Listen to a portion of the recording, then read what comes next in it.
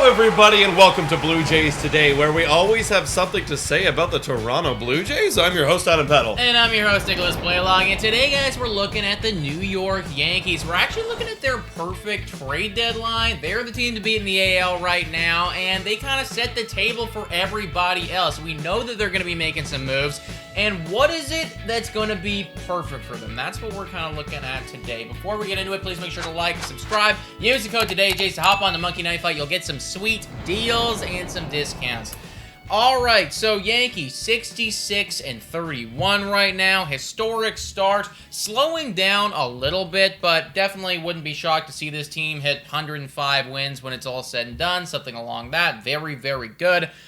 Let's take a look at what they have going on good right now, and then also some of the problem areas that these Yankees potentially could have rising right now, especially with IL opening up for them a little bit more. Yeah, I mean, a quick touch on it. I mean, there's a lot of good going on in Yankees land. You know, they're first in OPS, third in ERA. They're one of the top dogs, like we just said. Yeah. But they're starting to run into a bit of that injury bug. You know, they got Michael King hitting the IL, one of their best relief pitchers in that bullpen. And then today, Stanton, he's going on the 10-day IL. That's a big all-star outfielder for them. And then as well, I didn't even realize this. Sevy's been on the IL for some time. Sevy's been on the IL. You know, he's been kind of recovering. He's true to be back soon, but still, you're starting to see some holes in the bullpen, in the offense, and in that starting rotation. So, you know, there could be even more later. You know, you'd be kind of ignorant to say it wouldn't happen. So, they got to go make some moves, bro. Exactly. You know, and like Aroldis Chapman, like he's done. Like he's basically done now, you know, and it's like, I know, who was it? Was it Tyone or Montgomery? Tyone starting to struggle a bit now. To scuffle a little bit. So, yeah,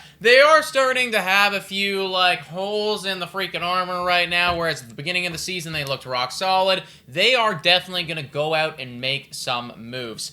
I think first thing that this team needs to address right now is that bullpen and that injury with Michael King. Now, they are second in the league right now in bullpen ERA, and I think that's a big part as to why they have so many W's that they have right now. Like, when you get behind on the Yankees, it's almost impossible to catch up again because it's been so rock solid. So to lose a guy like Michael King, they're going to want to fill that hole pretty immediately. Yeah. And I think we both have one guy in mind that would be perfect for these New York Yankees. Absolutely. It's David Robertson on the Chicago Cubs. Now, let me give you his stats here. He's got a 1.83 ERA with a whip of 0.992. And the reason why I love David Robertson, he's older, he's a one-year rental piece, and like you just want to plug that hole of Michael King right now. And look, you're looking for the guys with the best numbers right now to fill in and look perfect in that Yankees bullpen, right? And he's kind of the one out there, the one reliever that's up for trade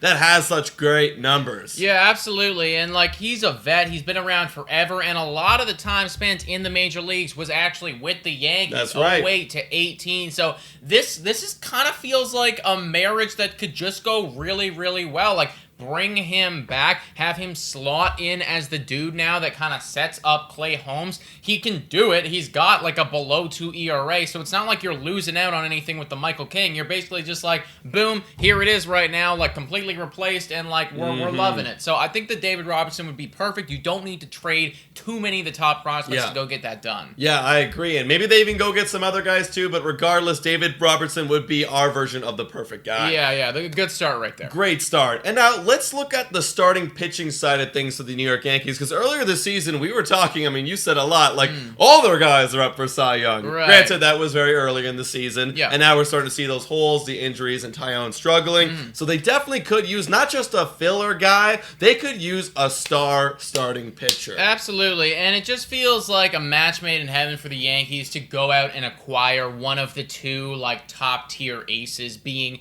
Frankie Montas and Luis Castillo. Like, Luis Castillo has had a bit of a better year than Frankie Montas has, and Montas dealing with a bit of injury here and there, but still, like, either one you're going to be super duper happy with. Like, these are guys who've been in the league, like, 4 or 5 years now, I believe. Both having exceptional seasons. And when you walk into playoffs, because obviously you're going to get to playoffs, like, you'll probably, at the very least, you know, be in the ALDS and, like, kicking ass there, you're going to want some guys who can go and perform under the bright lights. And I'm not completely convinced, even though, you know, Nestor Cortez is having a great season right now. Is he capable of that? Is Jordan Montgomery, like, can he handle those lights right now? I know that Garrett Colehan, but I can also guarantee that Luis Castillo or Frankie Montas, they could absolutely handle that situation. I agree. Is there anyone that you'd rather have, Castillo or Montas? I mean, I do think that Castillo's having a bit of a better season right now. Like, pretty much he's hitting all of his career highs. So I just think, like, that makes the most sense for the Yankees. But it's not going to be, like, a major fall off if you go out and you take Frankie Montas. You're absolutely right. I mean, if I were to make a prediction, because I like to make predictions, I'm going to guess that they go with Frankie Montas.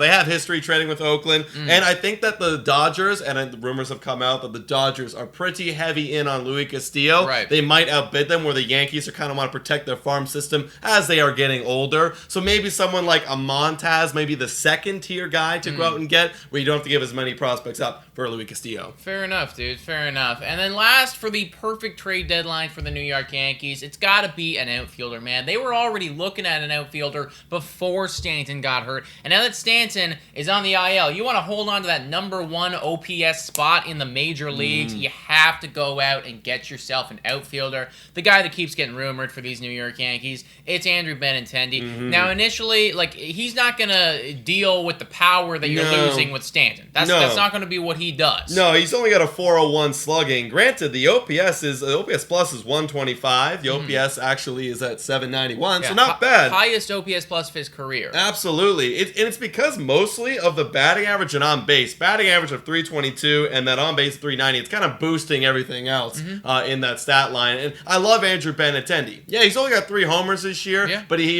has hit 17 in the past, and he's very familiar with the AL East. So I think he would fit very, very nice, and he's a lefty, in Yankee Stadium. Exactly. And, like, I don't think he's going to fix the problem of the Stanton IL. Like, I think you just need to have Stanton get healthy, and, like, that's just what needs to happen there. But he will 1,000% help you in the meantime and be, like, 10-fold times better than freaking Joey Gallo. Absolutely. And, yeah, exactly. He will play every day. Like, he'll play over Aaron Hicks. He'll play over Joey Gallo. They want to get rid of Joey Gallo. Don't know if it's going to happen this deadline, but, they're definitely going to try and get rid of him. But he's going to be an everyday player for those New York Yankees. I completely agree, dude. And then last but not least, we would be absolute idiots if we didn't at least bring up the Juan Soto possibility. I think that if they go out and they acquire Juan Soto, like, I don't think that you can fault them at all. And, like, I think that you just have to give it to them and be like, hey, like, that's a killer trade deadline regardless. Like, you walking away with the best available player. But I do think that, they have enough holes in other scenarios right now that if they want to win the World Series this season, which they have a great chance of doing, I think better would be to spend your prospects on Frankie Montas, David Robertson, Andrew Benintendi, then take all of them, put them into one player. Do you agree? I'm absolutely agreeing with that. Like, Juan Soto's sexy, but just not in the realm of reality for me, especially with that looming contract of Aaron Judge on the horizon. I feel like that's a bit of a slap in the face to Aaron Judge. Granted, he did slap them in the face when he rejected the initial offer, but it just doesn't seem likely. This seems a lot more likely and more perfect, in my opinion. I feel like it just gives them a better overall chance to actually win the thing this year. It's exactly. Don't get me wrong, like, you're still going to win trade deadline if you get Juan Soto, but it just feels like this is your year, and, like, that, like, you just have to cash in now. Absolutely. Absolutely can't agree more. Guys, let us know in the comments down below, what do you think about our perfect trade deadline, and what would your perfect trade deadline be for the New York Yankees, especially if you're a New York Yankees fan? Please like and subscribe if you haven't already done so. $3 a month become a Patreon member. Shout out and thank you to every single one of our current Patreon members. You guys are awesome. Thank you so much for watching. And go Jays, go!